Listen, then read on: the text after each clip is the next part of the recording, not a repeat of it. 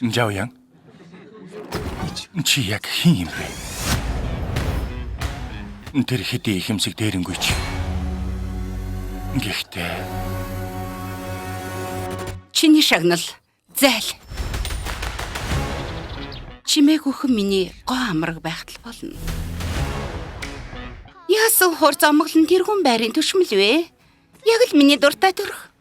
Дүүмэн хүчээр боловсруулсан жимс амтгүй яг гэж өөрийгөө ингэж зовоож байгаа юм. Эрхэм шин төшмөл нилээд удаан чагнажээ. Тэгвэл намайг мартаагүй юм биш үсттэй.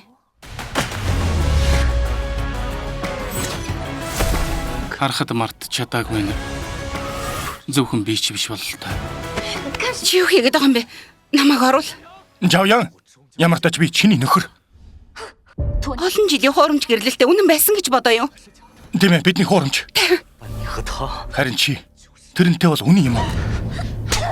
Хайр дуусаж гэрлэлт цуцлагдсан байхад яагаад одоо хүртэл зууралтаад байгаа юм? Жирдөлний төр зүрийн зугаа байж миний амьдралд хошууд өрөх хэрэгтэй гэж юу? Хэрвээ би зөвхөн төр зуурын зугаа хэвээр байхыг хүсэхгүй бол яах?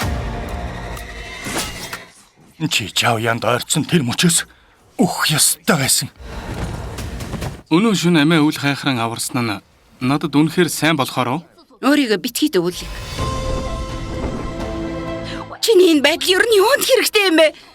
Миний хүсдэг зүйл бол чи төрийн ордон нэр төрийн төлөө тэмцэх амиа өгдөг бай биш. чи намайг сэтгэлдээ тээдэг. Гүнж та надад амласан штэ. Намайг гүнжийн нөхөр болгоно гэж. Шинсяо. Жаоян гүнж. Гүнжийн нөхөр гэдэг төр зүрийн амаргаас илүү хөгжилтэй гэж юу?